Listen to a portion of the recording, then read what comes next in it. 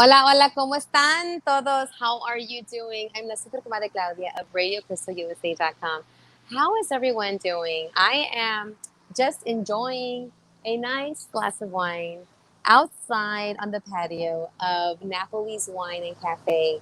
And it is located here in Houston on 4601 Washington. So if you ever need to go out and unwind, have a nice Italian dinner, have a nice glass of wine, just come on down to Napoli's and enjoy here in Houston, near downtown. So I am super excited today because I have two amazing guests. One's going to be here in person on the patio, and another one we're going to Zoom her in. I guess you would say Zoom her in virtually. They are up for re-election. If you don't know, there's elections that are about to happen here in Houston, and we just want to make sure that you know who the candidates are, what they're seeking re-election for, and just get to know the importance of why voting matters. Just make sure that you're registered, make sure that you are on top of that so that your vote counts. Because ustedes saben, su voto es su voz. Y si no votan, pues no se va a escuchar su voz. Así es que uno tiene que votar en cada elección. Y ya sabemos que las elecciones ya van a empezar el 18 de octubre. Hoy, today, it's National Night Out, where everybody comes out. Neighbors get to know neighbors. People that are running for office are out, in full force, just out there visiting with the community. And I'm out here, as well, celebrating National Night Out, recording from Napoli's Wine and Cafe. And yeah, I just wanted to share a little bit about, let me share a little bit about me. What's up with La Super Comadre? What's been going on? Well, I just want to say that I am super duper blessed right now. I was just talking to Liliana before we went on the air, and I kept telling her, I'm like, I feel this calmness, this peace that I'm not used to. And I'm kind of thinking that something's about to happen, like something's about to drop, something I don't know. I don't know. And I always, my natural inclination is to think of the worst, to think of, oh my God, something bad's about to happen. But I don't feel that. I don't feel that something bad's about to happen. But I feel that something is about to happen. I'm just not sure what. But I do feel a sense of peace. And I'm not used to that. I'm used to being on the go. I'm used to, oh my God, what's going to happen next? I'm used to thinking too much, overthinking, sometimes over catastrophizing. Like I'm already thinking about the end result when I haven't even started. So it's an amazing feeling right now to feel like just peace and calm. So, my super comadre Liliana, where are you? ¿Dónde estás? Because I want to share this with you again, live with everyone. ¿Cómo estás, amiga? ¿Cómo estás, I'm super right comadre? here. I'm right here behind the scenes, taking care of everything, comadre. Yes. Now, have you ever felt that? Do you live in a sense of peace and calmness all the time, or I'm not used to this, or and do you feel this all the time, or do you You know me, sometimes comadre. feel You know it? me, comadre. I'm like you. I'm up and down, up and down, up and down. And when it feels so calm, I'm like, that's not me. It's not me. That's not me. Yeah, but I like it. I Yeah, like it feels good now. With this pandemic, I learned to sleep a little bit more. nice. So I'm Yes. like, I know I work 7 days a week, but I now I know how to well, I go to bed earlier. Good. I take my well, I have more time for me Las and more vitaminas, time for everything. Yeah, more. more time for you. You Yeah. know what? You know what? Okay.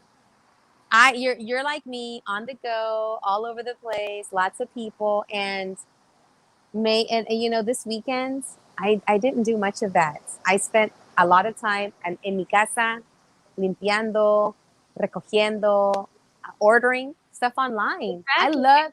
I love to go shopping, but I said, you know what? I'm just gonna stay home, and I ordered my groceries online. Then I ordered some stuff that the girls needed online, and then it started showing up on my doorstep. I'm like, oh, I like this. Yeah. But I'm It saves a a but lot of time, so you can spend it with yes. your Yes, family, your loved ones, your friends. Also, totally. like me, Totally. I go by my calendar, my agenda. If Yes. if it's not there, I'm not even thinking about it. I have to You put it know, on my agenda. Otherwise, I'll book something else on it. on So it. that's how I go. Even like Mondays are Yeah. my cleaning days. Uh-huh. I wash and clean and everything, or whatever Yeah. I have to do. I just do it on Mondays. Yes, you just do it on Mondays. You know what? I And like that. sometimes I say, well, but I didn't do it this Monday. I'll do it next Monday, and I'm gonna spend some time with my friends, and I make Yes. plans, and or I just stay home watching movies or I like that. whatever I want. That's my time. It's That's my your me time. time. Uh-huh. I like that. And I need to get back to working out. Yo tengo que hacer yoga, tengo que hacer, correr, ricotear o algo. But I haven't been doing that. And my trainer called me out. She's like, girl, when are you going to come? And I like her because no me regaña muy mal, no es mala, pero sí me dice, ¿cuándo vas a venir? When are you coming? And I like that. I like that because it's accountability. And That's even though I don't make it to her gym, yo me tiro en el piso en la casa, en el yoga mat y me pongo a hacer ahí los ejercicios porque tengo un cuartito en mi casa, ¿verdad? That I set it up as a yoga meditation room. So I just try to do what I can. You know, I still set that time aside, whether I drive to the gym or I do it at my house. And mhm. I don't, I like this feeling. And you know what, comadre, super comadre, I've been told by someone that I really care about. Number one, I do too much. And I was like, no, I don't. I cut back. And I cut back. I'm not singing with the band like I used to. I do network with my other organization, NHPO, with one of my organizations. I'm on the board of several organizations, and there are some jobs or some tasks that I just didn't get a chance to do because I want to say my body said, you know what, Claudia, slow down. You just can't. Yes, you want to help, but only do as much as your body can.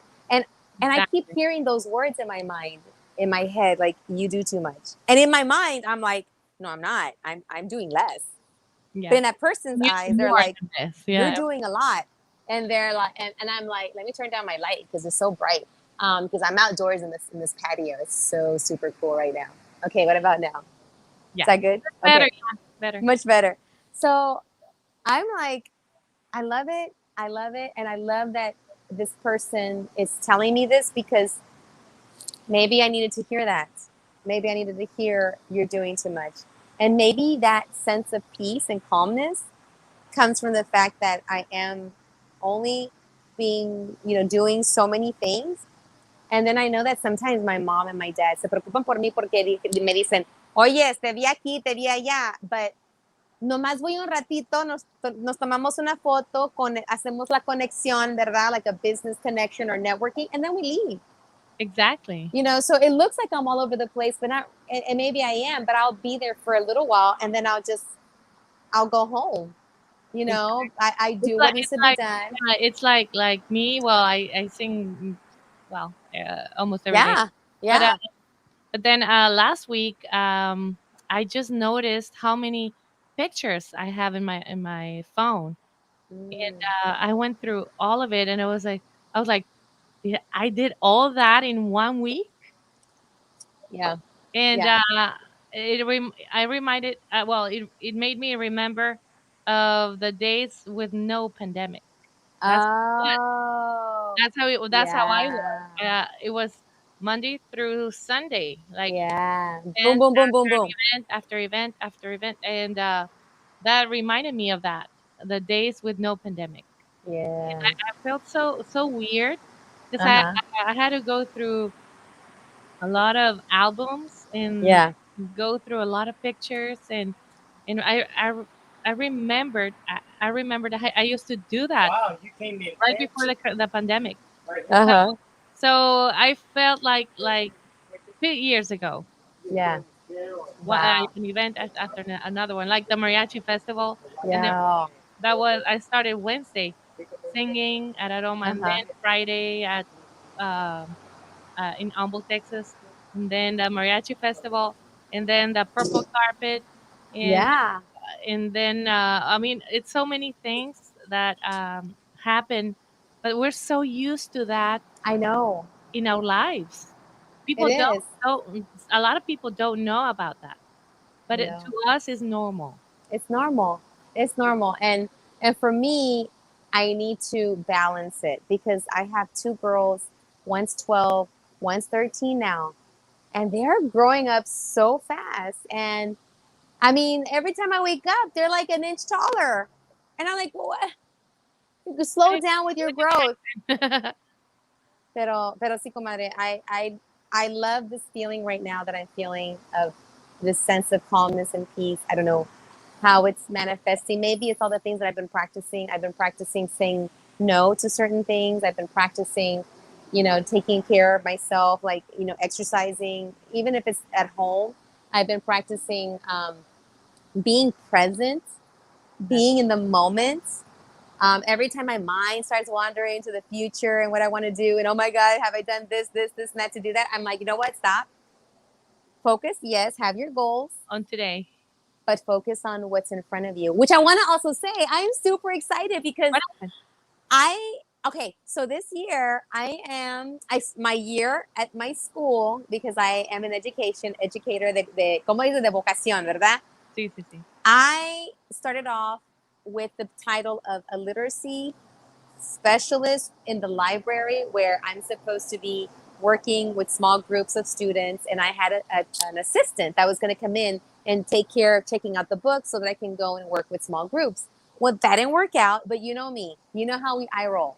You're like, okay, se cambió la cosa aquí? No worries. I'm going to keep going. So now I am like the kind of the librarian, but not really, because I'm just making it. You know me. I take something and I run with it. I'll do the best I can.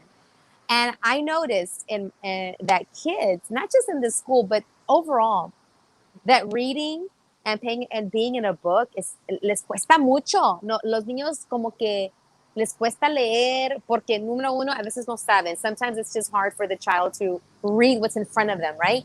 And then two, they're getting into a story is not something that they're used to, and especially now coming back from a pandemic and being at home and being on the screens, on Roblox and TikToking, all that. That's right. It's like, what can I do to make reading and writing fun? So me and my expertise, I'm like, you know what? Let's not focus on the checking out of books and sitting and reading a book, which we do. Let's focus on creating stories and acting them out. So I was trained as a teacher, and then I became a trainer with Rice University and teaching teachers how to get kids excited about reading and writing. So that's what I'm doing with the whole school. That's We're, great. we're coming up, the kids are their own authors, are becoming authors and illustrators, and we are creating a book, an anthology of stories where the kids are coming up with it. And I am having such an amazing time, comadre. And I think that's also part of my piece, is that I am not in the classroom. No tengo la responsabilidad de un grupo de estudiantes como los 2 años anteriores. It's just been amazing where I think that's part of my piece as well, is that I'm super duper happy and I'm enjoying what I'm doing. I'm in the library. I get there the night before. I'm actually looking forward. There were many, many times when I wanted to pretend like I was sick and call in sick because I was just done. But, comadre, this has been an amazing start to it this year, especially coming back in person, especially having dealt with COVID, especially dealing with all that. And I'm like, I like this. I love this. I love inspiring kids to be writers and illustrators and then actors, because then we act out their story. Y no hacemos algo bien grande. Yo nomás les leo su cuento and they act it out. I just read their story out loud and they act it out. And they're having such an amazing time with their stories being read out loud. And now I have middle school students. We have like a whole publishing company now in-house where the kids are typing, the older kids are typing the stories of the younger kids. Oh, And we're making, wow. yeah, so it's like, and then they're learning how to make a book. And I'm like, I love Hey, this. you I love started this. something. You started something Yes. And I somewhere. think and I think that's where my piece is coming from is that right there. Is that I'm super excited about what I'm doing. No tengo la responsabilidad de una clase de 40 niños como antes. It leaves me time to just go home and recharge and do the things that I love to do, like this. Yeah. And right now, I just had one of my guests just pass by. Eva Loredo is one of our guests. She's a trustee with HCC, and she's going to be coming on shortly to share. Oh, And then Holly I would también like Vila to. Seca in Well, person. I'd like to share this photo. Yes, Actually, a ver, ¿qué uh, tienes aquí? Eva Yes, there we Loredo. are. There we are. There we are here at Napoli's, actually. Eva Loredo had a campaign fundraiser gathering here at Napoli's Wine and Cafe, and there's our group picture right there. She's going to be coming on in a few. We're going to have Holly Vilaseca, who is a trustee, a school board member with Houston ISD. She's going to be joining us soon, and then we're going to have Eva coming on soon. And we're just going to talk about the importance because I'm talking about education. I'm talking about what I'm doing, which is inspiring kids to be readers and writers. Porque, y luego no te miento, comadre. What? I'm going to tell you something that the kids told me. Okay. You're going to laugh. The kids have told me, Ms. Macias, you're the youngest librarian we've had at our school. And I'm like, if y'all only. Well, they think you're 21. Yes, and I am loving it. They're like, y yo me he visto bien super cute. You know me. I always wear my flower. I always dress really nice. And they are always commenting like, we like your shoes. We like your flower. We like your dress. You've been the youngest librarian here. Me han dicho que las otras bibliotecarias, se dice bibliotecarias, ¿verdad? Sí, sí, They were, eso, palabras de los niños, ¿verdad? Ms. Macias, the other librarian we had, estaba bien grande de edad que ni podía caminar la pobre. Oh my God. And I'm like, well. Tengo unos taconzotes así, ¿no? No, yo con los tacones, yo con los tacones y la flor. And I'm like reading and writing and spreading the joy of literature and literacy. And because it's hard, the teachers are having a hard time. And I know that it Yeah, has, well, it's been I you've mean, seen it. the pandemic was here, and they had all the time in their hands, Mm-hmm. and plus parents were trying to make it, Yeah, and they're trying to make they were it not work. focusing on their children's Yes. reading or writing or Yes. continuing with their Exactly. education. So it's all coming back at once, and it hits Sí, sí, them sí, sí. like a Como un bomb. tsunami. Yeah. And one of the things, like if I was running a school or if I was running the school district or if I was a superintendent from the top down, one of the things I would recommend greatly would be you needed to spend time on just getting kids reacclimated to human interaction. A lot Exactly. like what I'm You doing, know, like a lot of stories, a lot of conversations. Because if you come into the that is school, into the classroom, starting day one, like we're gonna do this work, it's not gonna work. Porque no, los niños, they have to reprogram their brains to listen to people because all just to socialize. they've only been doing this, Yeah, they're you looking know? at the screen, and then Exactly. and that's what we do.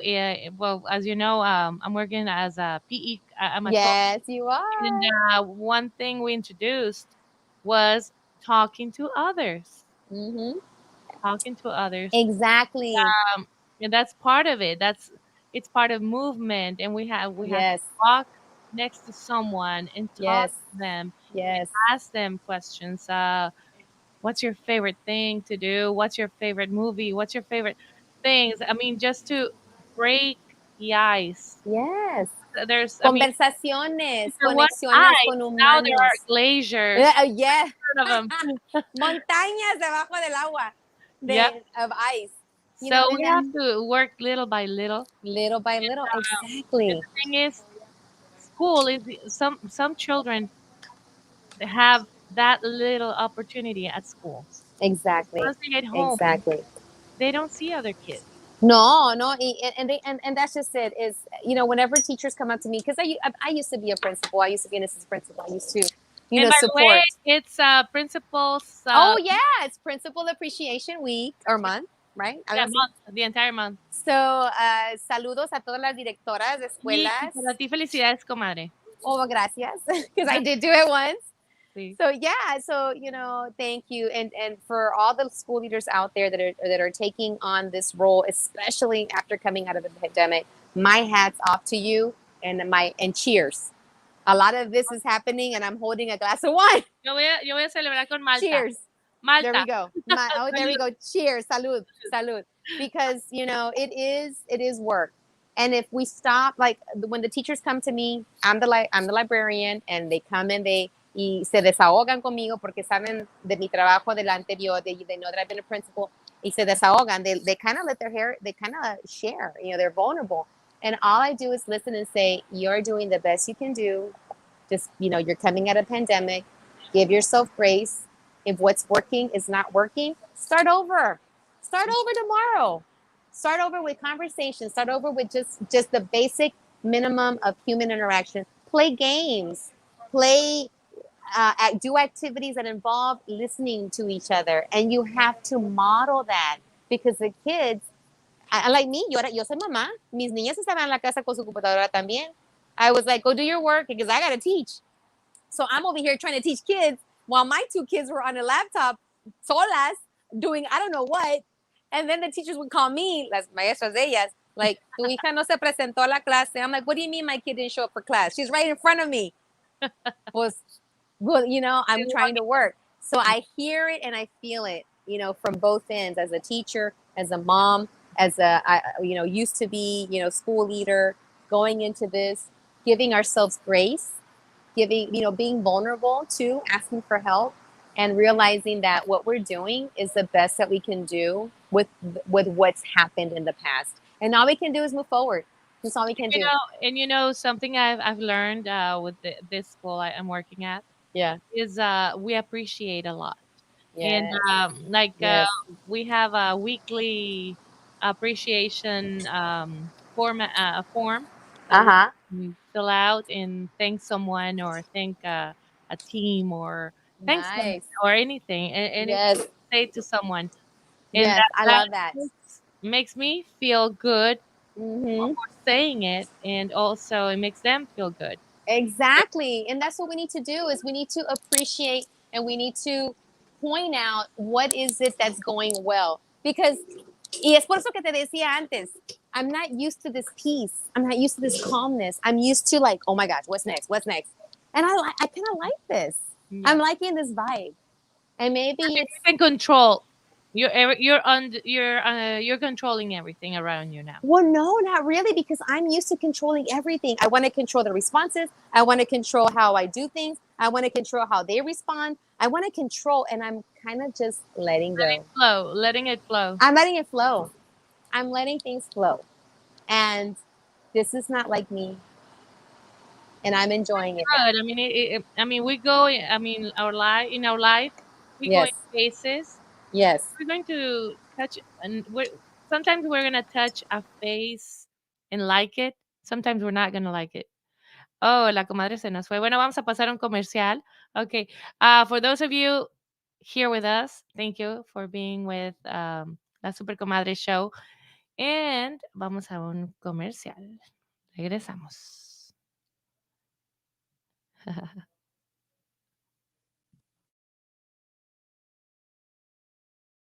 ¿Estás planeando tu boda, un 15 años o un evento corporativo? Te invito a conocer el nuevo salón de eventos San Miguel Event Hall, lo mejor para tus eventos de ensueño.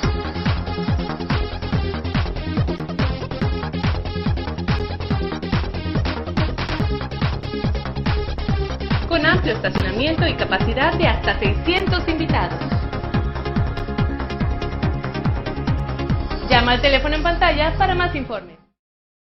Hey, comadre, you're back. All right. Can you hear me? Hey, comadre. Your headphones or your... All right, comadre. ¿Me puedes oír? ¿Me escuchas? Testing 1 2. Yes. Testing 1 2. All right, right here. Can you hear me? Yes, I can hear you. All right. All right, comadre.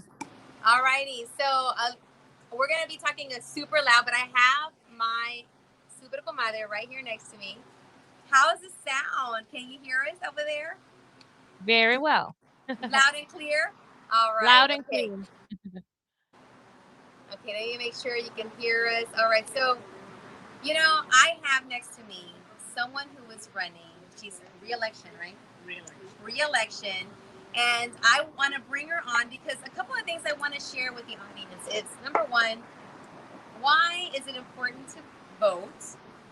Number two, your position with HCC trustee, how does it affect the community at large? So introduce yourself, and then we're going to go into those questions. Okay, good evening, and thank you for the opportunity. I'm Eva Loredo, and I'm a trustee at Houston Community College, District 8. So apologize for my appearance because we've been walking. Yes, which is a good sign. Walking. You've been walking.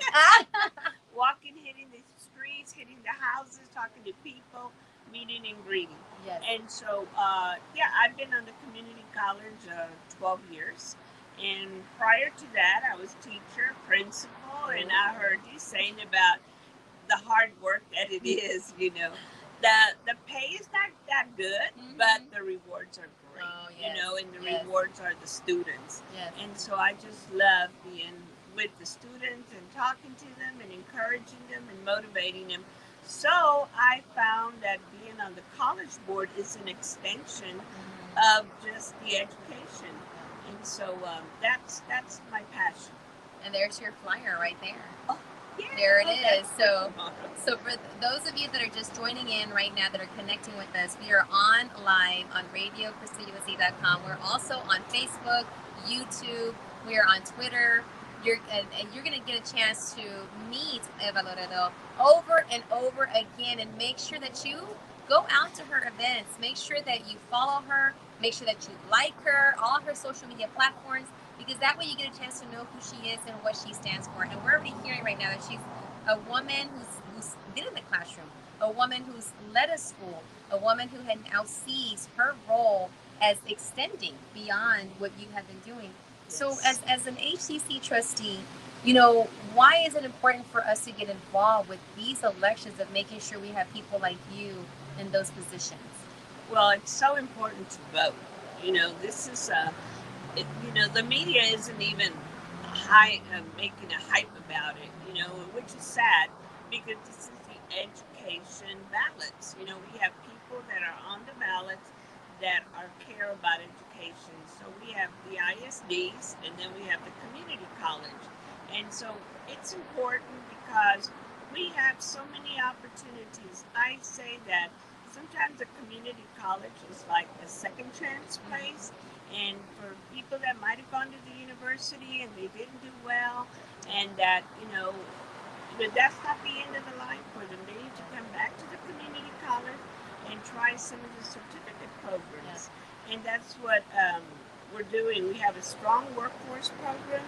We have a strong certificate program, and then we also have academics.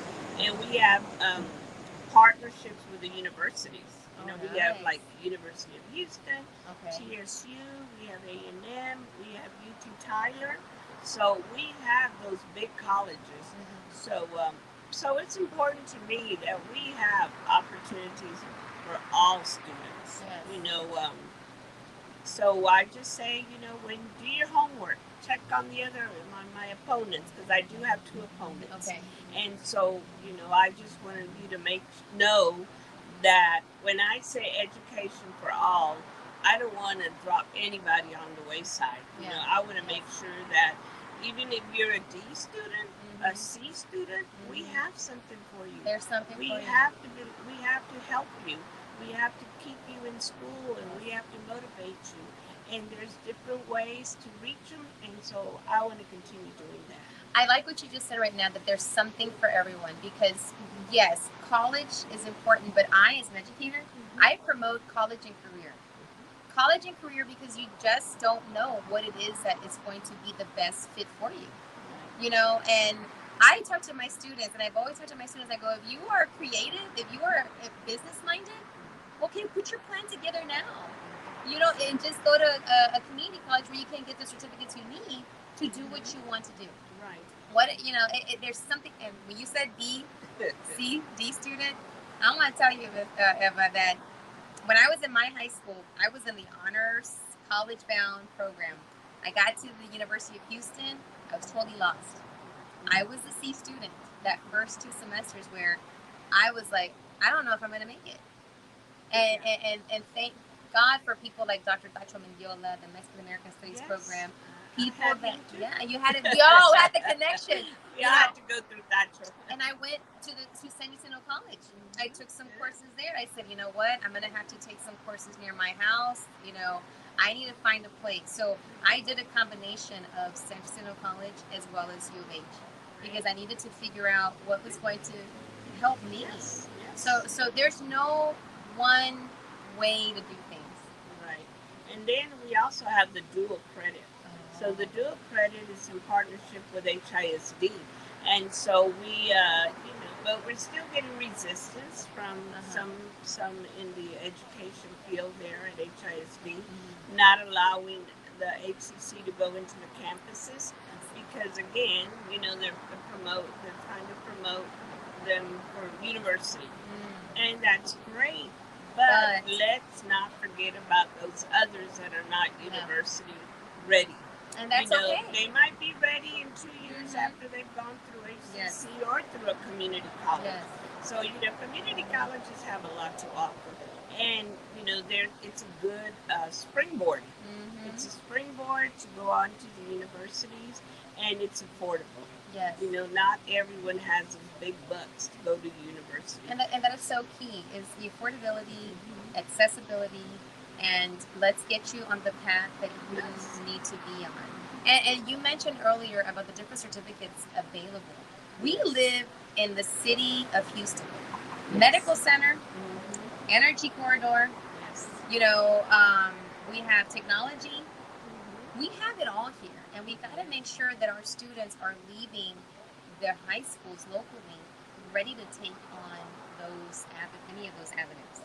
Yes. We need to make sure that we train them, we get them prepared. And HCC has partnerships with Apple. We're one of the only community colleges that in Texas Did you hear that? had a partnership with Apple, and we're going on about 5 years. Okay. And so every time Apple comes up with something new, guess what? Houston Community College is the first to have it. To it. And so I tell students, if you love your phone and then you're able to get on the Apple and learn and get those certificates and move on up and get those better jobs. Exactly. And that's what I always tell my students around me. I know that, especially during pandemic, a lot of kids, they were doing their work online, attending class online. And then when they weren't online doing their class, they pues andaban allá con el Roblox and with the TikToking. And I would always tell my students and my own kids, hey, why don't you learn how to make that program? Exactly. Why don't you be the one to create it and make money off of it? Right. And I think that's opening that avenue.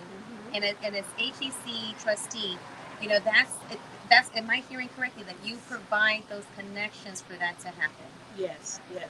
And something that happens in our Latinos, and not just Latinos, but in minorities and people, is that they don't have the exposure. So, the families are busy working, and so they don't have the time to take you to the museums or take you to events that are free, that are there. But if you see it, then you're going to get interested and you're going to want to, try it. And so I know that this past weekend we had a big STEM Academy with the Gathering of Eagles. And so I heard it was excellent. And the students got a lot of hands-on. And I remember, as a teacher, that we have to have those hands-on activities because the book is not, and the lectures are not cutting it this time. Students get antsy and they want to try something. They want to try it. So we have a lot of scientists and engineers out there in the elementaries and in the school, and it's just us making sure that we have all those opportunities for them. So you talked a lot earlier about your role as an administrator. Now, let's say you were in the role today, coming out of a pandemic, having to come back to human interaction. if you, what words or what advice or what tips would you give to today's principal on how to move forward with high, still have those high goals for students, but then be grounded, I guess. What do you recommend? Well, one of the things that I know I did, and it was pretty successful, is that I made sure that I always had time for the students. Try to have activities where the students. So just always trying to include the families, have activities, listen to them, and they have so many issues at home, and the school is their savior. Yes. The school is where the students, they want to belong, they feel nurtured, and that's what the school does for them. So I know that many of them were ready to come back to school. Oh, yes. They missed those hugs, they missed the attention, and so principals today, I know they don't have the time because they're just trying to give that accountability. Yes. And that accountability, which is important. It's important, but the humanity and the personal touch is still very needed. And the parents need it too. Yes. So yes. if you win over the kids, you can win over the parents. Exactly. That was always my motto. There you so go. Win over the kids. Words to live by. If you win over the kids, you win over the parents. And one thing that I remember with as a leader and as just a colleague, whenever I would hear fellow colleagues say, "Well, I'm not here. I'm only here to teach a subject. I'm only here to teach math. I'm only here to teach reading. I'm not here to be anybody's friend. I'm not here for them to like me." Wrong profession. Then it's time to probably reconsider. Yeah. Because, human nature is, how would you want to be? Would you want to be around someone that is going to accept you and love you and care about you and open up those little neurons to learning? Yes. Those, or if you have someone that, and kids will tell you, they're honest. They're gonna tell you, that teacher's mean. No me quiere. And maybe you haven't done anything, but maybe it's the way you present yourself. Yeah. And if a child is not open to that, to learning, it's because there's other things to consider, and it's hard. And it's hard. It is. It's not an easy. It's not an easy job. It's not an easy. The rewards are great in that you see the students being successful. Mm-hmm. When they come across that stage, I taught elementary. And so I was a principal at elementary. But, you had those fifth graders come all dressed up, ready for graduation. Yeah. So I said, it's not graduation, it's promotion. Exactly. Because you still have to finish middle school, high school, and then you go to college. And then that's graduation. Exactly. So then when they come across, and I had the opportunity to have some of my former students graduate from HCC. Wow. So they come across and go, "Ms. Loredo, you were my elementary principal." Aww. And I go, "Yes, and you graduated." So that's a great feeling, just to see them come across the stage, graduate, see the parents, be there for them. And now we have lots of great programs. And we say we have, how you retool yourself? Well, now with this, after the pandemic, some of these jobs are having new roles. So we have opportunities there at the college to retool yourself. Yes. And so take advantage of it. Yes. We also have, I just finished coming from a group of senior home. And so I said, we have college for you too. Over 65, you can go to college. We have free college for over 65. And then they're like, really? You because think we learning can still learn? Never ends. That's right. Confucius says, you stop learning when you die. When ya te enterraron, ya se acabó allí el rollo. But if you're terminaste. alive and breathing, you have so much more to still give. Even if it's for yourself, for your partner, your community, wherever you're at, there's still something to learn and to give. That's right. And that's one of the reasons that I keep giving, because I said, I went to college so long, I became a teacher, you learn so much, and you need to keep giving it. Keep giving it, keep helping others, mentoring, bringing them up. And I always took pride in that. My teacher assistants, I said, you're going to go to college, you're going to become a teacher. The teachers, you're going to go get your master's, you're going to become an administrator. The assistant principal, you're going to become a principal. And then I said, I give you 2 years. 2 years. Okay, that's it. Let's go. You can learn it. You can learn it. And so I do have a lot of seeds that I planted out there and that are doing well. Good. So they're in good hands. So you see your garden just flourishing. Exactly. So maybe I want to make sure that people understand thoroughly, the trustee's role, because a lot of times we hear that, we see that on the billboards, and for those that are just joining in and maybe like hearing this for the first time, getting involved, kind of break it down to the voter, why they need to go and vote for a trustee. What does that trustee do at HCC Puerto Rico? Okay. We, on our board, on Houston Community College Board, we have 9 trustees. So we represent different districts. So my district, I always say my district runs like a river because I have the east to west.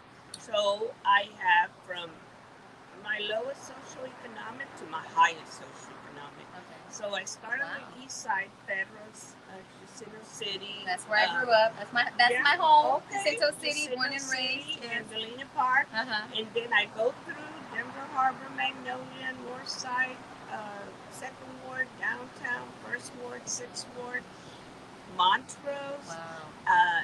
Then I go all the way to Wesleyan and 59. That's a stretch. Yeah, so I try to cover it all. You see all different levels. I needed my helicopter because it was, I represent everyone on the board, and then I do, throughout the year go and visit different communities because you can't do it all in 1 month, So, but yeah, they're all important. They all have different needs, different wants, and so we just need to make sure that we have. So what we do on the board is, I've been fortunate to be on student success, student academics. So I make sure that we have the classes are there, the opportunities are there, and that we handle the budget. The only person we hire is the chancellor. Okay. So people think, we can hire everybody in between. No. We support them all. Okay. We support all the faculty, staff, the students. I always say the students are our number one customer. So we have to make sure that we have everything available for them. So on the board, we got fiscal, building, we have, contracts come before us, but we just vote on them. We vote. We don't bring those to the table. They go to procurement. Got it. So you have, so we look over the academics, and like I said, the budget, making sure that the school is safe, making sure that we have all the buildings, have all the needs that they need, and that we're in all the communities. We want to be fair, and so, when you vote, you need all people to vote, and so we meet twice a month, but we have activities throughout the month. Okay. So, and we also have 26 campuses, 6 main locations, but 20 other campuses. So we're like everywhere. We're everywhere. And so there's no excuse of why you can't go to college. And then, like I said, we have partnerships. One of our partnerships is Metro. So they provide transportation for the students with their ID. And so I say you're a Metro ride, a train ride, or a bike ride, or a car ride away. It's accessible. It's very, and very you accessible. made it accessible and making sure that those opportunities are there.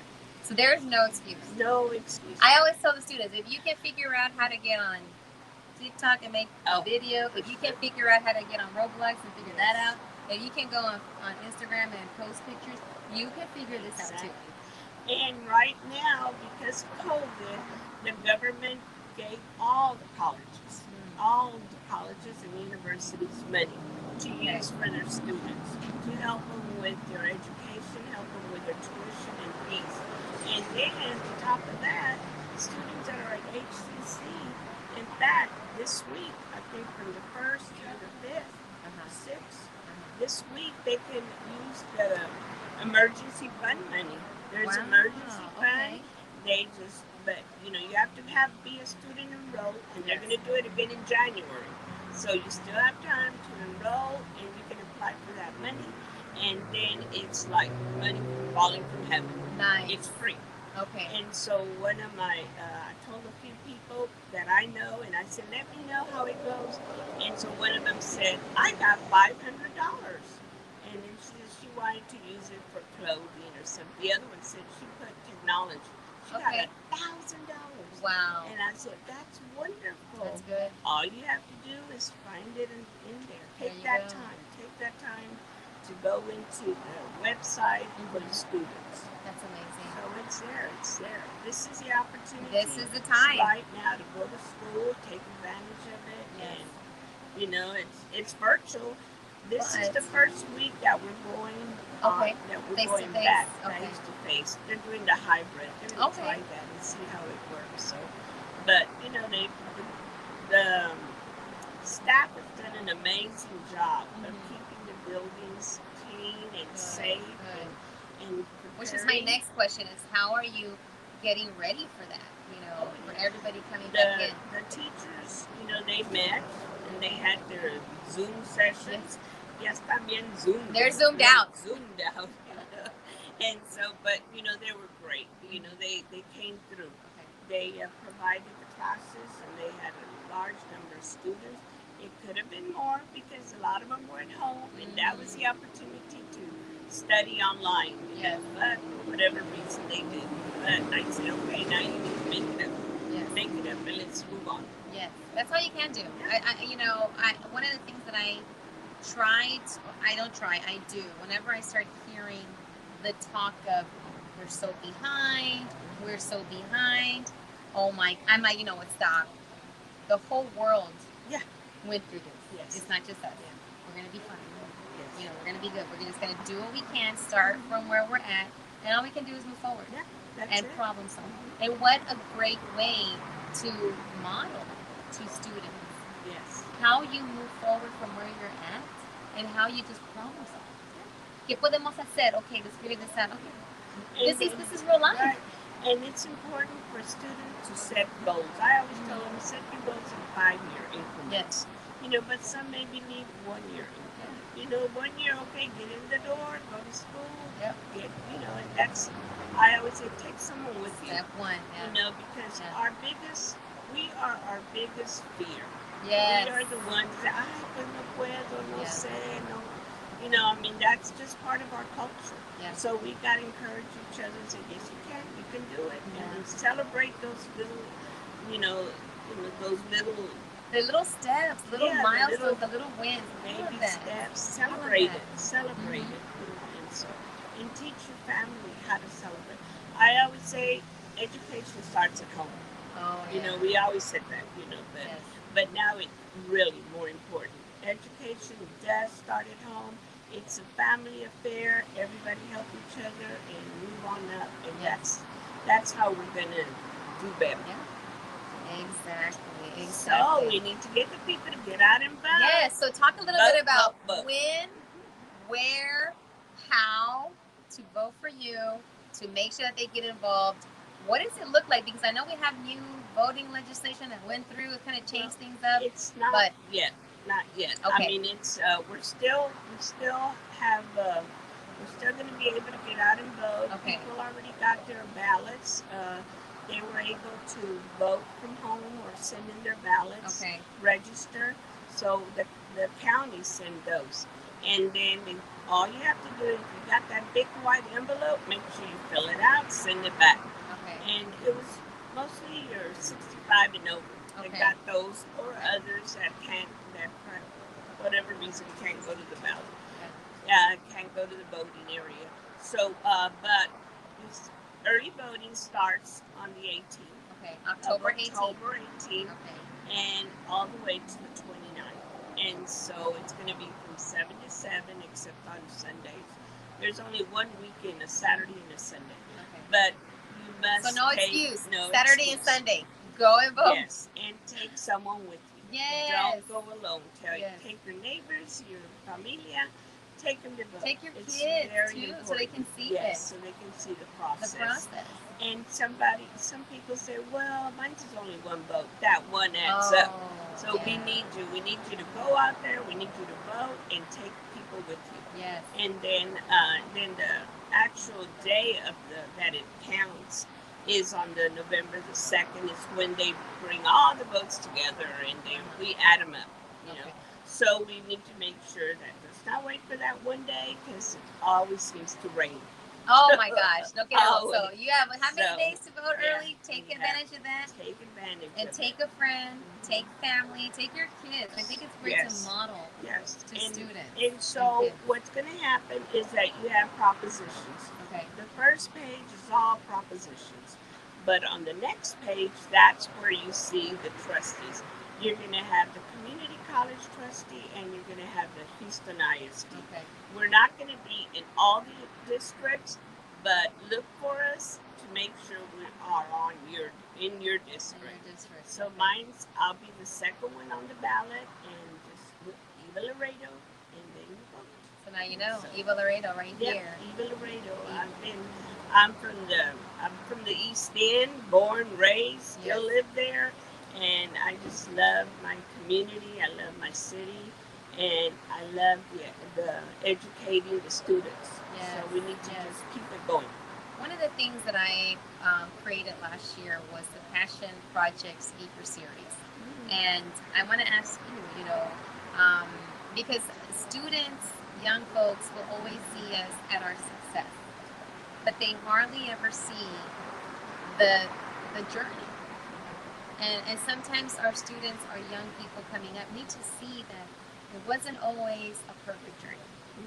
What in you becoming the principal, amazing leader, now in the community, being a trustee, what was a major challenge or something that where you learned from and it kept you going?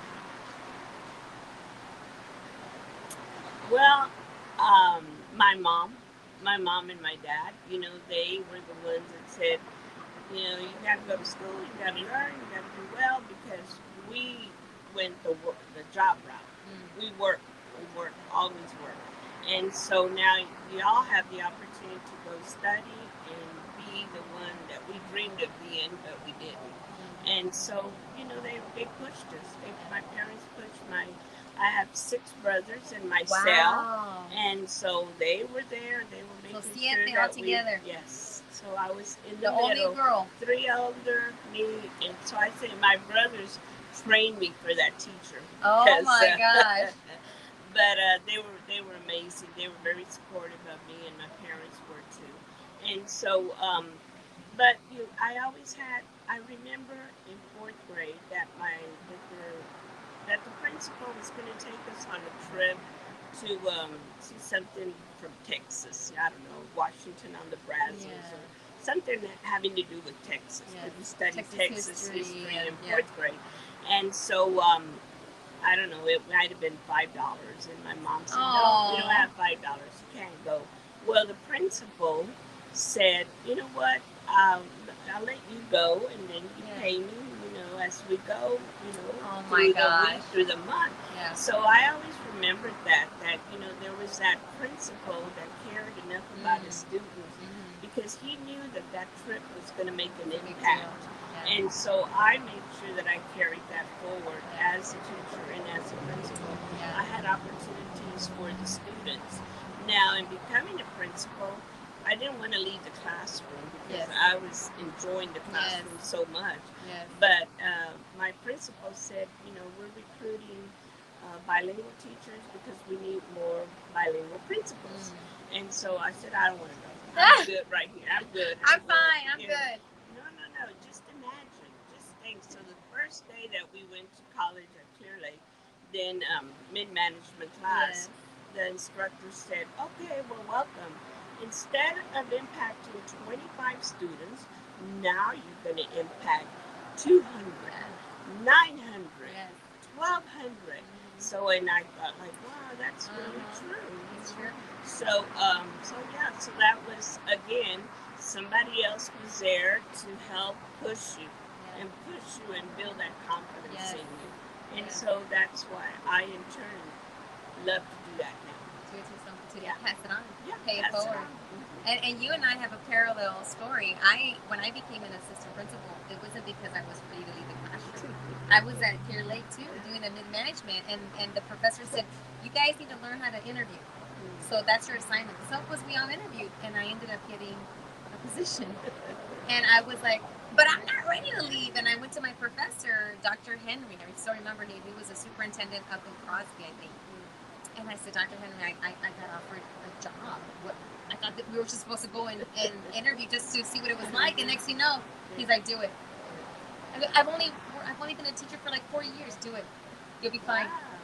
I'm like, okay. So I said yes. And then next thing I was, then I was an assistant principal for 3 years, and then a principal for like 3 years, and then I was like, okay. And that's what I do now is I tell people, just do it. You'll be fine. You surround yourself with people that you can trust and learn from. Maybe remember how you said for the senior citizens, you said there's something for you to learn at HCC. I would always share the teachers. The best teachers are the ones that remain students. If we remain students of life, we're gonna be good. That's right. You know. Yeah. So final words for your audience about Eva Loredo. This is your chance to give your little commercial about you, why vote for you, and when to vote for you. So I'm gonna say Lenny Canales. Take it away. Take it away, Eva. Okay. Well, you heard my story, and so I just again remind you that I've been in education for over 40 years now, counting my years on the community college, and so I still have that energy, I have that passion, and I love reaching out to the community, working with the community. And so I will continue to be your voice on the board. I will continue to reach out to you, and you call me too. And so again, making sure that at Houston Community College we have classes that are affordable, available, and be there for you. So, and vote Eva Loredo. Yes, you heard it. Vote, vote, vote. I get with that. I wanted to let you know also that it was important to me that, we did have, I did push many of our students, my workers, to go to college. Try it. And then there were some that they just couldn't, for some reason, because they had obligations at home, they had children, they had husbands that did not want them to go to college. So I said, okay, then you become the best you can be. Yes. So I would send them to trainings, during the day because they had to go home and be a mom. But during the day, I made sure that they were the best they could be. Even the custodians, we need them. So I said, we're a team. When I first went to that school, they would look down on the floor and I would say, "Buenos dias, how are you?" And they would look. I said, "What are you talking about?" No, we're not supposed. I said, "Yes." I said, "We all need each other. Yes. We all need each other. We're a team, and we're going to make this the best school in the East because you are going to help." And that's always been my motto, is to be the best. And many of those people, I see them now, and they're, the custodians are now plant operators. Nice. The teacher assistants are teachers.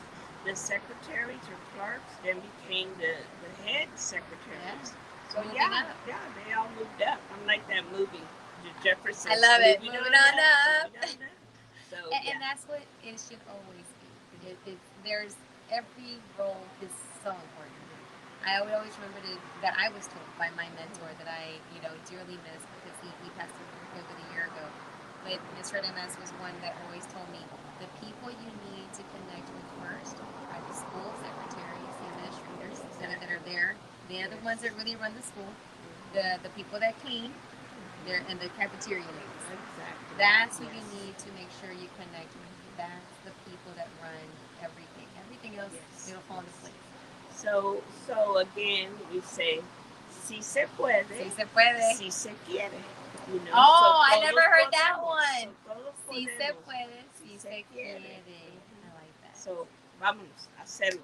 There you go. Move on up. Let's do it. So I know you still probably, I don't know if you still have to hit some more night outs because today is National Night Out. It's Tuesday, National Night Out. And for those of you that are just connecting and listening, we are sitting on the patio of Napoli's Wine and Cafe on 4601 Washington. And they have an amazing patio. If you want to come out, have a glass of wine, have some Italian food. And also, I'm going to be here on Tuesdays to do my show. So you can come in. If you're a guest, you can sit here on the patio with me. If you want to just come out and hang out, there's great food, great drinks. And you had a chance to get to meet Eva Loredo up close. And I remember meeting you for the first time, I want to say, at a food distribution that Representative Cristina Morales, I believe, put on at your campus. At HCC. Yes. And I remember you were there, and that's before the bullpen. Yeah. No, it was during the pandemic because that's what we had it. Yeah. We were all wearing masks. We were wearing our masks. We were there in the rain and all. Yes, the rain, the heat, just making sure that you were there. You were there, literally putting, either food or back to school items or whatever in the trunks of people's cars. Yeah, and that's it's what important this is to about. be involved. It's you don't. There's people that are there for the pictures, and there's people that are there for the job. No, and she was there sweating. She was there sweating like bullets. We were all there sweating bullets, carrying stuff, packing it into people's cars because you not only talk the talk, but you literally walk the walk. And it helps. You knew there was a need. Yeah. And you knew that the people were so appreciative. Yes. So we need to continue doing those activities and helping our community. All right. Well, here we are. Thank you so much for coming. I know you're super busy getting out there, making sure people are voting. You look amazing. So thank you so much, Eva, for stepping into the arena, honestly, because that's a tough one sometimes. Yeah. Is to be out there and put yourself out there. You're in the public eye, but it takes an amazing spirit and person and experience to do it. And so I want to say you got to vote for Eva. Yes. And I have a good team behind me. Yeah. You can't do it without a team, family, or friends, or community. So they've always been there for me, and so you got to do it. Pues adelante. Yes. Don't forget, early voting starts October 18th. Do it. Take a friend, take a comadre, take the students, take somebody with you, and make sure that your voice is heard. And that way she can step into the arena and be the voice for you and for us. So thank you so much. All right. Okay, hug. All right. Yes. All right. El abrazo. So we're going to have our next guest coming up soon. She's getting ready. She's in the green room back here, and she's going to join us soon. And this is another amazing woman, an amazing voice of La Comunidad, who's going to be joining me here live at the patio on 4601 Washington, here at Napoli's Wine and Cafe. And if you're just joining, don't forget that the show repeats every Friday, Saturday, Sunday, Monday, Tuesday, Wednesday, Thursday at 10 o'clock in the morning and again at 10 o'clock at night. So join me right now. We're on live. You can go back and watch the recording. Go to Facebook, like us on Facebook, follow us on Facebook, go to Instagram, follow us there as well. We're also, I believe, in the Twitter world. We're also out there on YouTube. So you get a chance to not just hear our voices, but you get a chance to see the people. So I'm blessed, and I'm here to bring on my next guest. She's getting ready to come on. She's been an amazing she's an amazing woman, an amazing educator. She's an amazing mom, and she is seeking re-election for her current position. So we're going to have her come and join us soon. She's getting ready. But in the meantime, just don't forget to, another thing, we're here at the patio of Napoli's Wine and Cafe. Businesses right now are open. And, if you still feel you need to have your distance, you want to be in an open air space, Napoli's is the place to be. There's a great wraparound patio that you can sit outside and just enjoy these October evenings, especially right now. Have a glass of wine. I got mine right here. Or a beverage of your choice, like water. And, you can sit out here. I've seen people stop by, open up their laptops, do some work. I've seen dates. I've seen families pass by with their kids. I've seen people show up and get their to-go and take it home. So Napoli's is here for all of your needs. So join me too if you want to. You can be in the background and just enjoying your food and listening to the report of La Comadre Claudia show here for RadioCrystalUSA.com. All right, Miss Holly. Come on down. And we now have our next guest. She's been making her way over. And I need to move the table a little bit so we can have some. A ver, my super comadre is about to join us. Come around over here. I want to make sure that you make your way. Oh my gosh, you got a little surprise? I do. Oh my gosh! Come in, a ver, cabeza aquí. Do I wear a shirt or no? Or mujer fuerte? I like have mujer one for you. fuerte. Oh yes. Oh my gosh, we still have the ones that we got from the first time you were out there You hitting the do? pavement. My daughters still wear them. Are you serious? Yes, están todas faded, but we still wear. There you go. Now I'm There's gonna one to share. refresh. Oh my god! Now we can refresh our stash. So I'm gonna put it right here. I'm gonna put it right here. Everybody can see it. There. Thank you, Okay. Claudia. Okay, so come and join us. This is my next super mujer fuerte. Show your shirt. I want everyone to see your shirt. And actually, I want to put your shirt back here. You know, aquí. Put it right here, and then bring it down a little bit.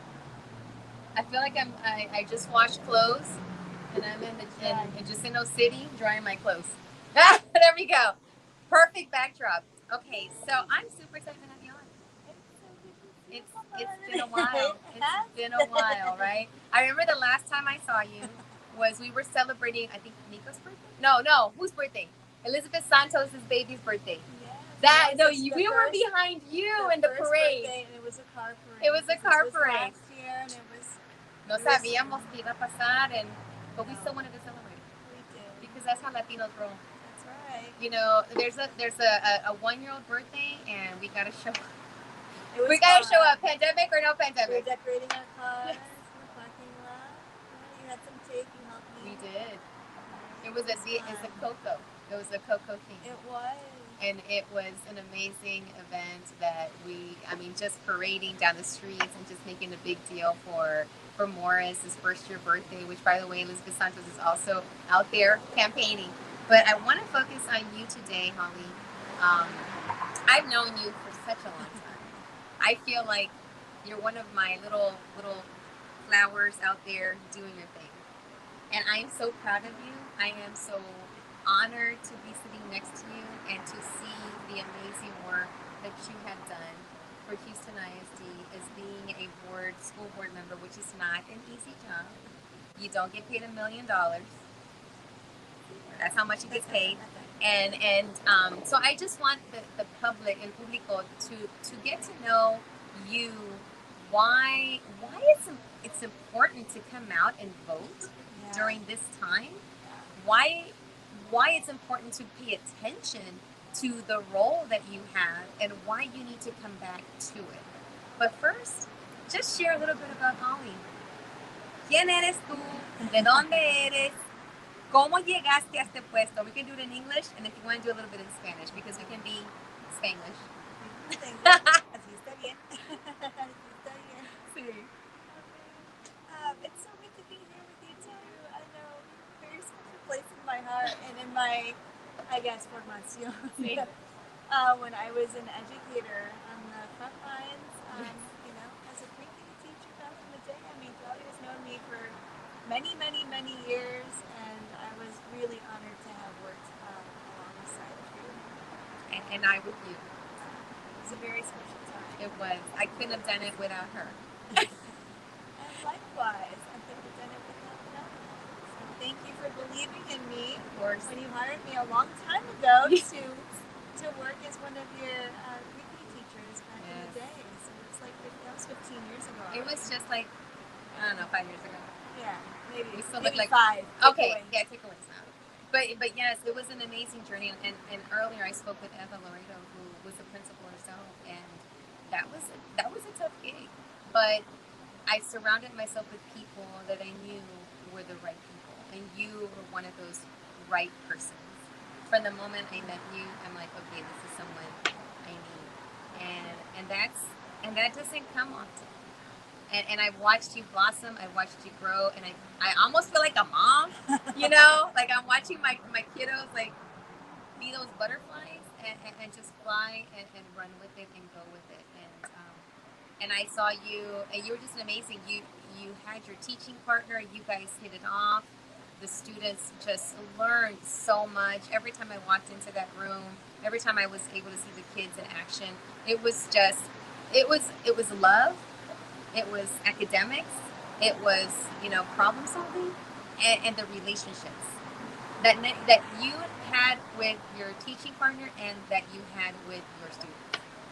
It was beautiful. So now, if you don't know me, you can tell I was an educator here. So when I came to Houston a long time ago, I was a pre-K and early childhood bilingual and dual language educator, and also a kindergarten teacher as well. I taught for 6 years, and it was a wonderful experience, and it shaped so much of who I am today, and the role that I play as a school board member, which is much different, but it's not, because I'm here with the same mission to make sure that we offer an equitable and quality education across all of our campuses for all of our children. And having had that experience on the front lines as a teacher is super important. Just knowing that I have the mind and heart of a teacher, and I'm a mother of an HISD student now as well, is important. It carries a lot of weight, and just know that, what I would want for my child or for my students when I was a teacher is what I would want for every student in the entire district. And that's why I'm here serving in this capacity. That, along with my lifetime, like my personal story, as I was the last of 6 and the first to go to college in my family. And education for me was definitely a game changer. And if it wouldn't have been for some opportunities, I don't know where I would have been. But the statistics would say that it wouldn't be where I am today. And I'm very grateful for having had the opportunity. Estoy muy agradecida por tener esa oportunidad de servir en esta capacidad para la ciudad de Houston y para los estudiantes de la comunidad. Muy orgullosa y muy agradecida. So, super, super, super, super lucky. And it starts with early childhood. Yes, definitely. That's the building block right there. Early childhood, You saw it, we saw it. We know how rough that is. Yes, but it's the most important block, because that's the entry point. So speak on that. Absolutely. And honestly, I think that was one of the game changers for me in my personal formación, right? As a student, as a child as well, because that, compared to my other siblings, I was the only one that had a pre-K education, right? And my mom found out about a little Methodist pre-K program, for a few hours a day, but it was through a mentor that she had, and, enrolled me. And so I had an earlier start, and I was reading at that time in kindergarten. Kindergarten was half day then. Oh, yes, I remember those days. It was half day. But, that was a game changer for me. And there's so much research that shows the importance of early childhood education, being able to have the opportunity to interact with other students, with a teacher, with an educator that fosters a really caring, joyful environment. You get to learn social skills, you get to learn vocabulary, you get to read stories. It's a lot of fun to teach, and it should be a lot of fun for students. Just lots of love and joy, and just building confidence and helping to give them really good guidance early on to help them be successful, and then understanding that there are the pathways. So we are in HRC are expanding our early childhood programs. Unfortunately, the state wasn't fully funding early childhood education. Okay. And now there are some goals that the state has from House Bill 3 that really puts an emphasis on early literacy and math, as far as making sure our kids are ready by 3rd grade. And so making sure that we're able to build down and build up from an early childhood stance, that we're preparing our kids so that they are ready, so that they're successful. And like you said, it starts in the early grades.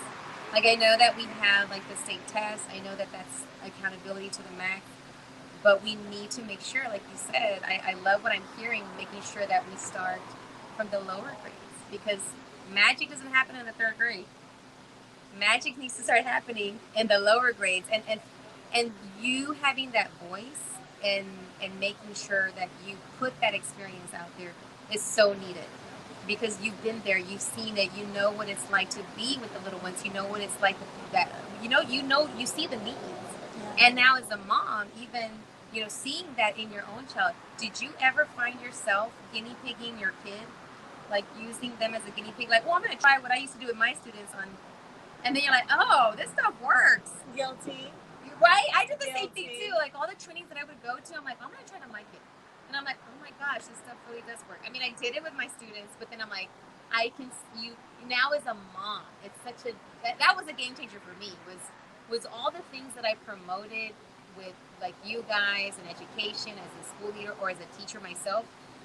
I did it because either you were told you had to do it, or you went to the training and you had to fulfill it, and there was success. But then when you do it with your own stuff, your own kid, you're like, this is really good stuff. Absolutely. So when you stepped into this role of school board, and when we say HISD, I want to make sure that truck just passed by, it's Houston, that we're talking about Houston ISD. And when you stepped into this role, I believe you were carrying out the end of someone else's term, Yes. correct? I was originally appointed back in 2017. That's right. There was a process in December. It was either November or December where my predecessor had announced that he was stepping down. There was 1 year left on his term. He had moved to another area of the city. We're single member district, so you actually have to live in the area that you represent to be able to serve. Okay. And 9 people at that time applied to be a board member. 3 were selected for an interview, and the Board of Education named me as an appointee for 1 year, the 1 year left. Okay. So as soon as I became a board member, I was learning the work of a trustee, which has to do with lots of governance. We're held responsible for a large, massive budget, $2.2 billion worth of our mostly local taxpayer dollars, to be able to be used towards students in the best way possible, and to be able to hold our superintendent accountable for delivering on the promise of equitably educating all of our students and delivering on academic outcomes. So it was a big responsibility. It was amazing coming in, but I was also knew that I had 1 year and I wanted to continue my service, so I had to learn how to run a campaigin While you're doing while this. I was doing wow. the work, while I had a 1 year, A 1-year-old baby at home.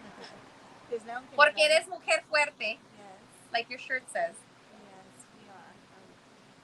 As women. Yes. Working and So you're figuring out the role, plus figuring out a campaign. And I love right now how you broke it down, because many times when you see the push cards, I want you to show them right now for the people that are watching. When they see the billboards, they see the push cards. Sometimes a mom or maybe they don't have a child in school, and they say to themselves, I don't need to vote. I don't really have a kid in the district, or why should I vote? It doesn't really matter. It's just one voice. It's just one vote. So I love right now how you broke it down when you said when we come together as a board, we make sure we hold the superintendent accountable for the goals. It sounds like the goals that are set out, as a team, like this is where the direction we need to go, and you're there to make sure that happens.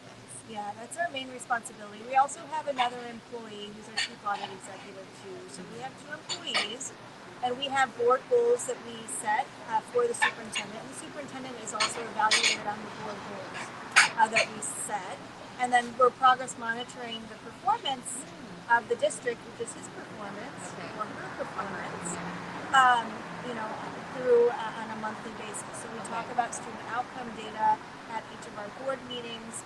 Some of them are progress measures that the goals are broken down into goal progress measures and the constraints into constraint progress measures. It's a whole governance framework that we do have in place, and we're closely monitoring that progress. And we're looking for indicators that will, for the progress measures that will point to success towards the overall goal. So that's a big piece of the work that we huge. do. And we have we evaluate those goals every 4 to 5 years. We make sure that the priorities are aligned with the budget, or the superintendent needs to make sure that the priorities are aligned with our goals so that everything is well funded to be able to meet the goals, right? So that's extremely important. And then our constraints, it's something that's where our values are. So we value sexual emotional supports in HISD now more than ever. But we now more than 2017. Under Superintendent Carranza, that's when it started, and that was the SEL department, Social Emotional Learning.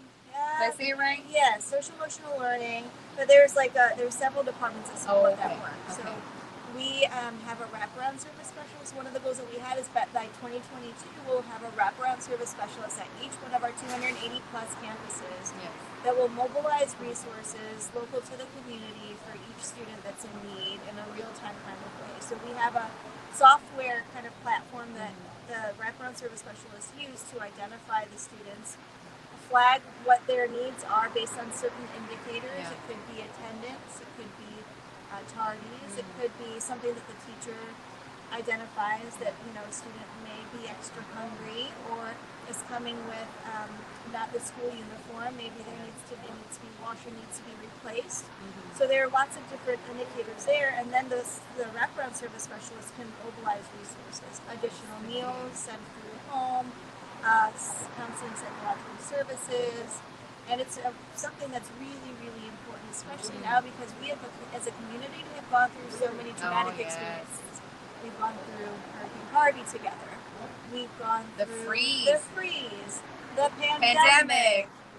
You know, What's next? One thing after the next, right? And our community has really been hit with a lot of traumatic experiences, multiplied economic downturn, you know, deaths in the family due to COVID. A lot of our students live in multi-generational, intergenerational households, right? And so it's been challenging. So making sure that our students are taken care of socially, emotionally, along with basic needs such as food, right? So that they can be able to take in the academics and being sensitive to that. That's something that we really do prioritize in the district, something that I'm proud of. Good. Invested in. Because a kid can't learn if their stomach is growling. A kid is not able to learn if they're focused on what am I wearing, it's not clean, I don't feel comfortable. And when a brain is focused on hunger and not feeling comfort, you can forget about the academics. That's right. And it's like you said, especially, there goes another trope, especially now with COVID and having come out of it, is making sure that the wraparound services are there. I have a number of friends who are actually in that role, and it's just it's so rewarding, and these are people that are connected to the community, so right away they can call so and so and so and so, and stuff shows up.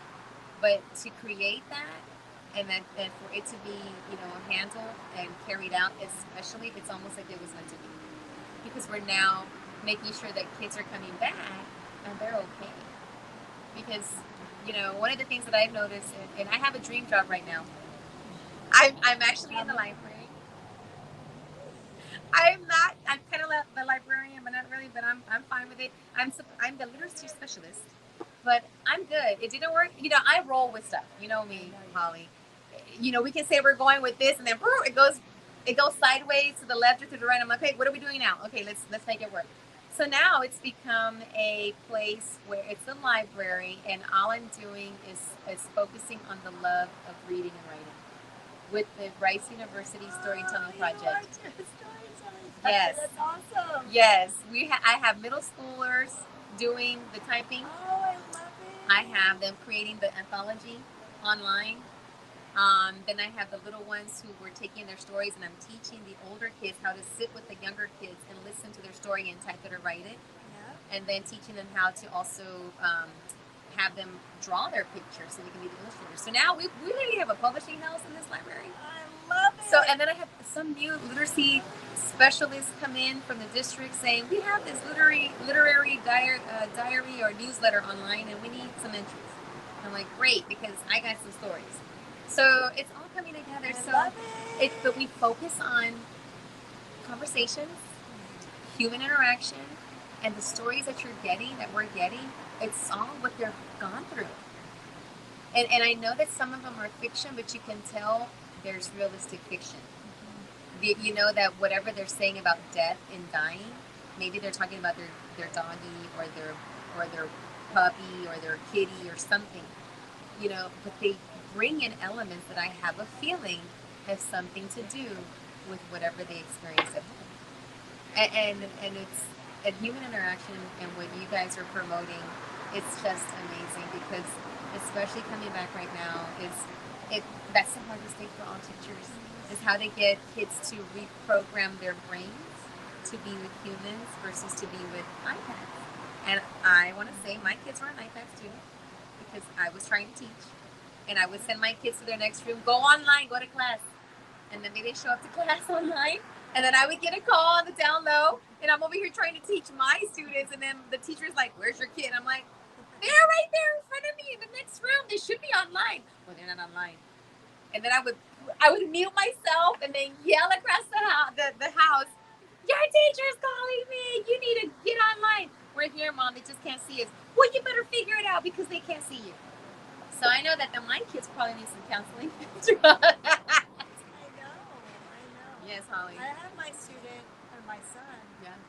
in virtual all last year. Yeah. All last year. He was pre-K. Virtual. Oh my gosh. Extremely hard. I can imagine what that was like. Extremely hard. Did you tie him down to the chair to be Pete.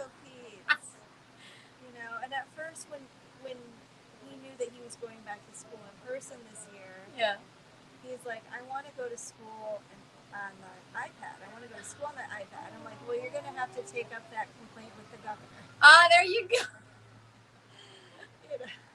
Pobrecito. But now, once he's there, I mean, he's loving it. Oh, yeah. He's loving it. Yeah. The highlight of his day is the after school program. Of course. And then snack. Yeah, and snacks. But not lunch, but snacks. Snack time is the highlight. Snack and after school program. But don't ask them what happened between 8 and 7:30 and 2:30. That's doesn't really matter. But it's amazing when you highlight that because it's what matters most for kids. Making sure that they're not hungry, making sure that they're comfortable, making sure that wherever they're at, that they feel that they can do what they need to do. And on the flip side of the teachers, what maybe I don't know if you can speak on this, but what are some things maybe I don't know about that I can actually share? What is out there for teachers that they can access to as well? Because a lot of them have been through some issues. Me, coming back in person, coming back trying to stay healthy, coming back trying to recover from either financial losses. Maybe they were out for COVID for months, and that made a financial impact, or maybe there's loss of a family member. What is there, for a teacher in general, maybe HISD, Houston ISD, or in general, that teachers can have access to as well? There needs to be more. Okay, you heard it. There needs to be more. I mean, our teachers have gone through a lot. Many of our teachers, depending on which school they were teaching in last year, they were teaching both face-to-face and virtual. Me. True.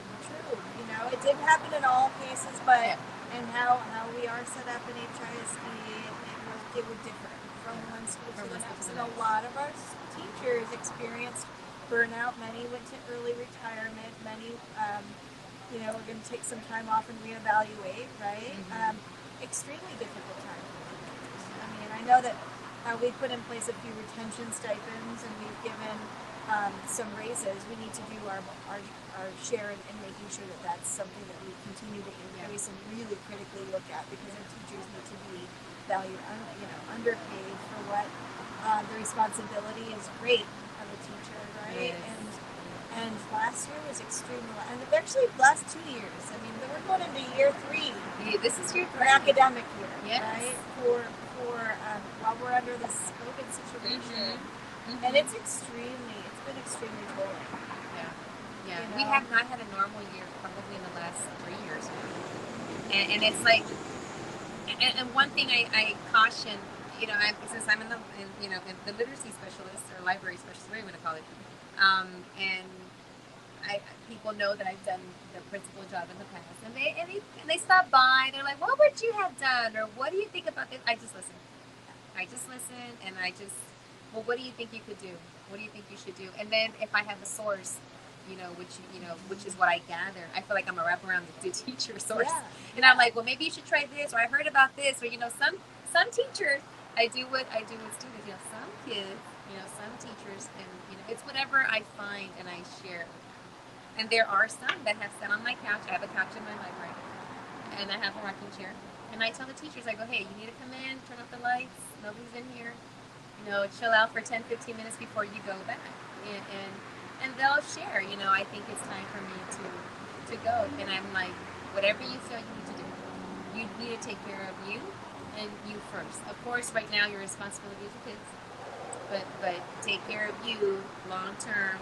What is it that you want? Is this for you? Is this not for you? Have you tried?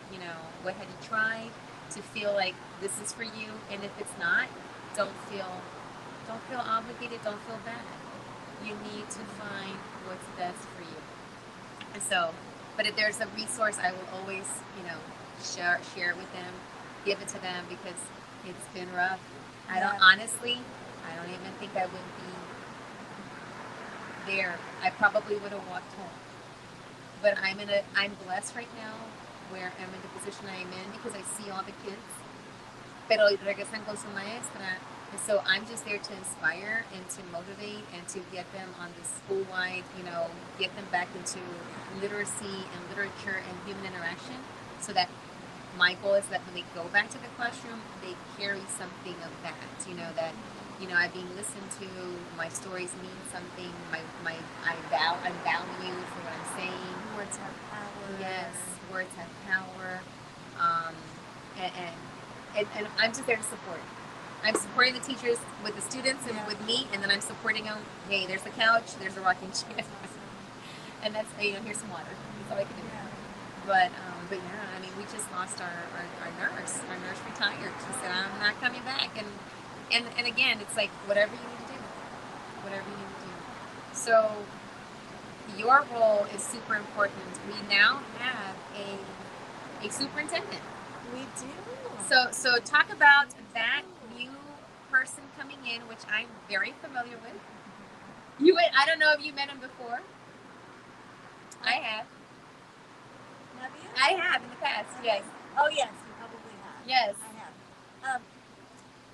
How is it going? No, we're super excited. So first of all, we've been through a bumpy road. Yes. Not just with this COVID and the recovery stuff, but also as our battling our existence as a public school district that has local representation, held accountable to our community here in Houston, right? Things have smoothed out some, right? Good. We're fighting it in the courts. We're 3-0 as far as wins are concerned. Okay. Which is great, but every time we have a win, there's a bit of an uphill. So that's just playing it out in the courts. But one of the things that we were awarded was a restraining order against the state, which allowed us to be able to move forward with the superintendent, hiring a permanent superintendent. Good. Which is why we embarked on a national search, and we have a new permanent superintendent in town who's been here for almost 3 months now. His name's Millard House II. We're super excited about what he brings to Houston, given his background in education, like 20 some odd years of experience. He's from Tulsa, Oklahoma originally, was a teacher, was a principal, deputy superintendent, worked up the ranks in Tulsa through like a traditional kind of way, but still has a little bit of overlap in networks that's a little bit more national and like innovative thinking, which is pretty cool as well. And he's also served as a chief operating officer, so he knows the ops side, which is incredibly important. I didn't say this earlier, but we're a huge organization in HSD. We have 27,000 employees. Half of them are teachers, almost half. Wow. 280 plus schools, very robust and dynamic system that we have here in Houston. And so he's very well-rounded. He's very passionate about this work, and we unanimously supported him when he came on as superintendent. And I think that we have a very bright future here in Houston. Good. Very, very, very excited about this next chapter.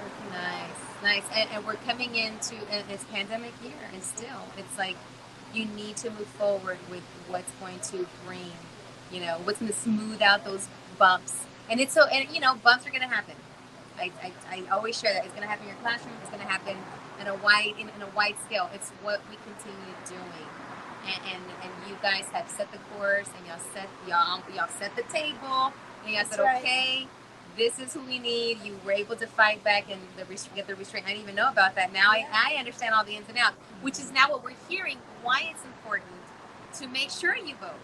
On October the 18th, early voting, why you need to make sure you have people like Holly on that board at the table, making sure that that voice is there to talk about the needs in pre-K, to talk about the needs in, budgeting needs. If we're going to say we want something, we want this goal, well, money needs to be attached to it. And we have someone that's been in the classroom that has the experience that can put that voice out there.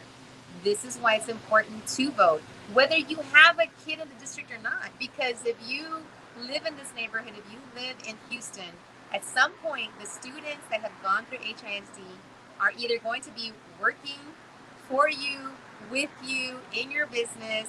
It might be your nurse, might be your teacher, might be your doctor, might be your police officer, might be your lawyer, might be the person even serving your food. You don't know how this student will cross your path.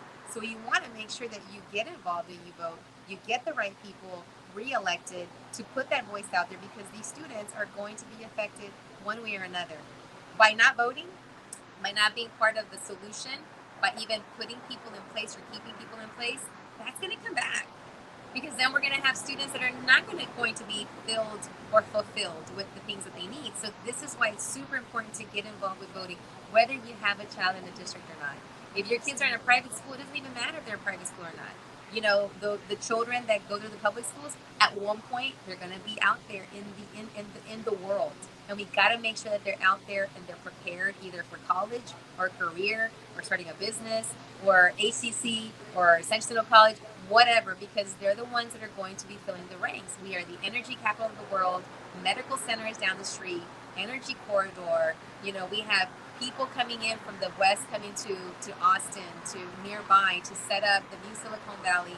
We need to make sure that our students, our kids that are coming out of our neighborhood schools, have the ability to step into these roles and to fulfill their goals, their life, their dreams. So I want to say that I am super honored and proud of you, Holly, and I cannot wait to see what is to come of HISD and Houston ISD and all of the innovative programs and experience that the new superintendent is bringing in. I'm excited. I had a chance to meet him a year after I went through my training to open up my school. He came to visit us at Dream, but I don't think we saw him. Really? Yeah. He came. There was no school yet. I think there was like temporary buildings.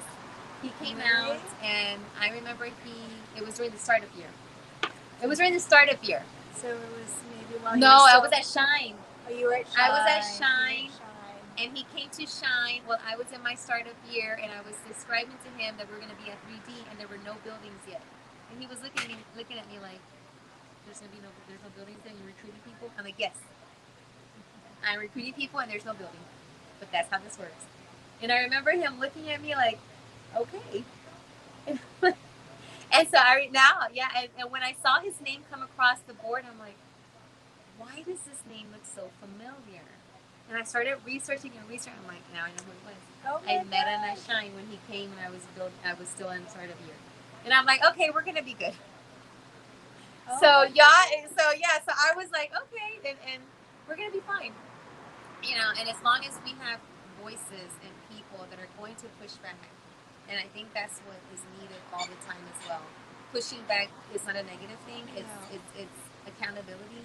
It's bringing voices to the table, and it's reminding people like, hey, we said we're going to do this. How does this tie with the goals? How does that money that we're going to spend tie with the goals? Because if we don't have someone there to do that, then that's where things go sideways. We are we the fourth largest district? We were the 8th. Well, we were the 7th, but now we slipped in enrollment. Okay. 8 kids out there. Come back to yes. HISD. Yes. We slipped in enrollment some. So we're now the 8th largest. The 8th largest. It's still largest pretty big. in Texas. Largest in Texas, but 8? It's pretty big for all of the public schools that we have out there. So I'm excited to see. I'm excited in the position I'm in, and I'm excited to see what's ahead. And just as we close out, I just want you to just take this time, Holly, to just look into the camera. This is your time to do your infomercial or your commercial. I'm going to turn it to you. So I want you to pitch yourself, why we should vote for you, why re-elect Holly, Flynn Villaseca back to the table and be the voice. Take it away. Thank you. hey, you've heard a little bit about my story. You know that I'm extremely passionate about the students. Education is extremely important, so that they come, go through our system, feel supported, come out having been prepared, so that they are college or career ready, right? So, you know, I'm a mother of an HISD student. I was a teacher.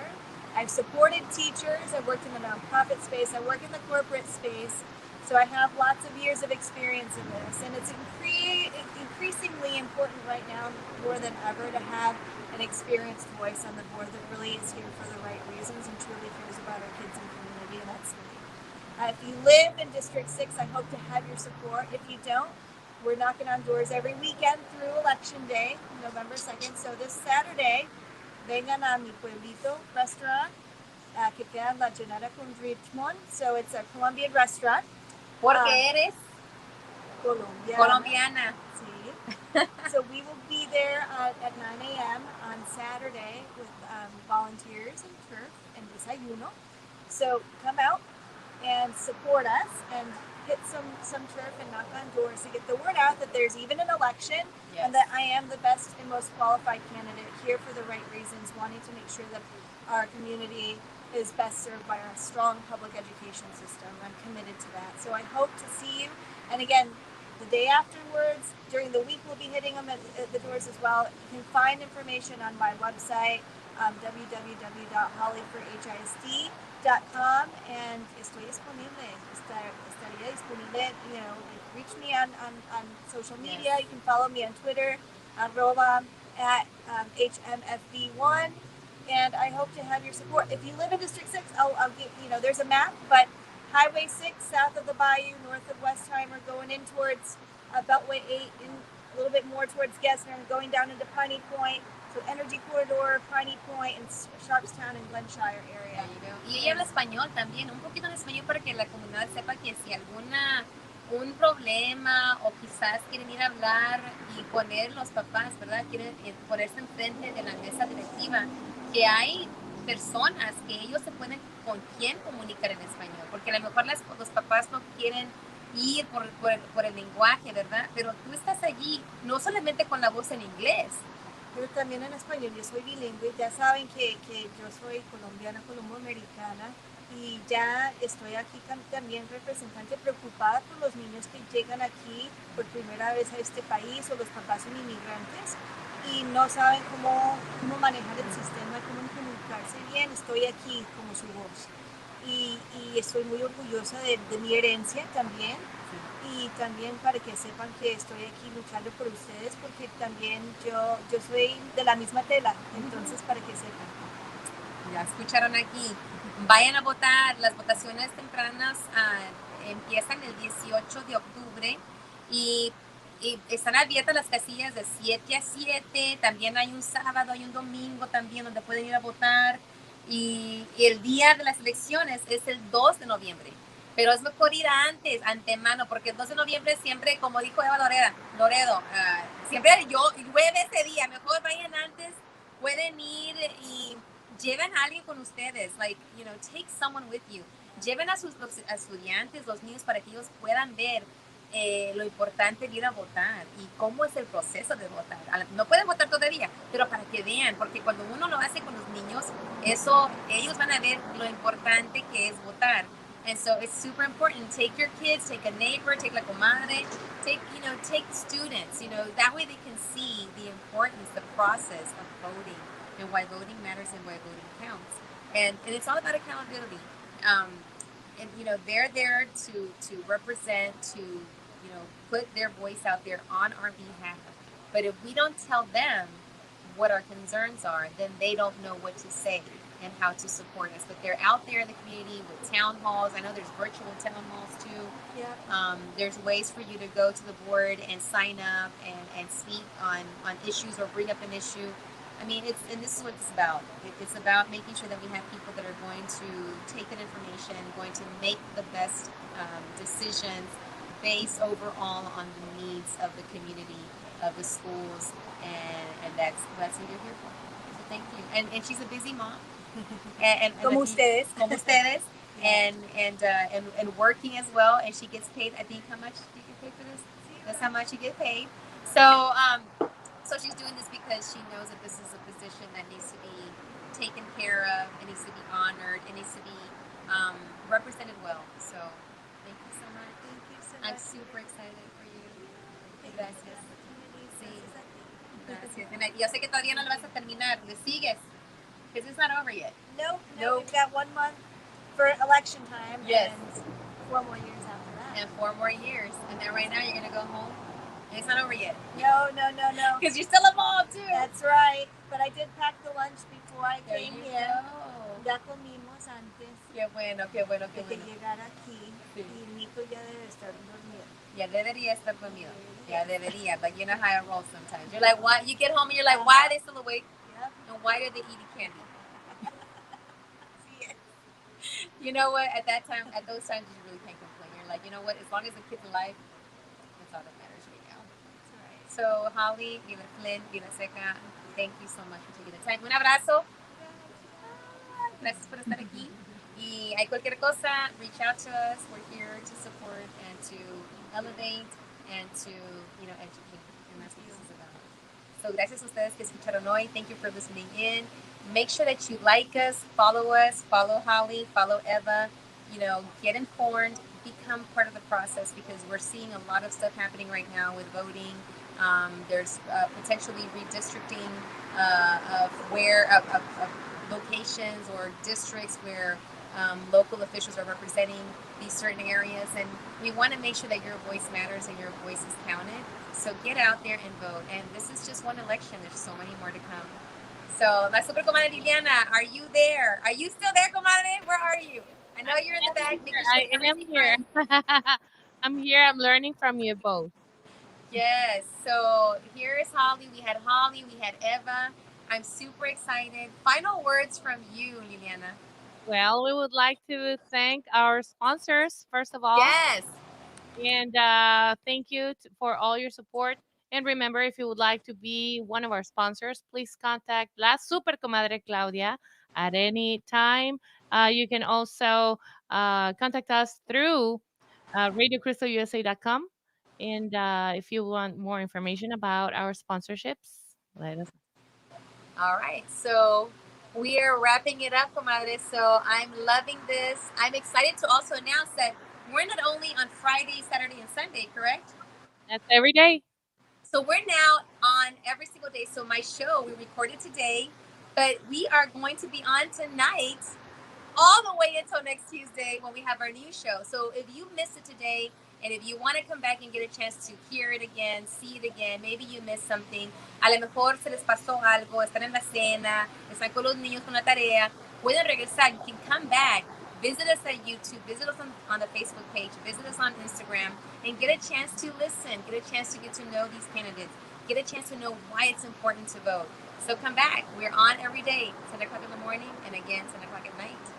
So, beso a todos, cuídense, ámense, y adelante con todo en su vida. Vote and vote. Adiós, chao. ¡Mua! Vayan a votar. ¿Qué pasó? Que vayan a votar. Sí, vayan a votar. Empezamos el 18 de octubre hasta El 29 de octubre. Y luego el día de las elecciones, el 2 de noviembre. And let it be known that every guest you have wins. Wins. Well, we only had one that didn't win. Just one. Oh, that's like just one. We only had one.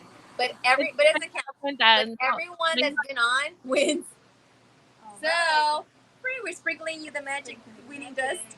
Yes. So everyone that's been on has won. So, adiós a todos. Ámense, cuídense y hasta la próxima. Bye.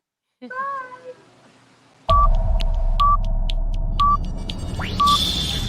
10, 9, 8, 7, 6, 5, 4, 3, 2, 1.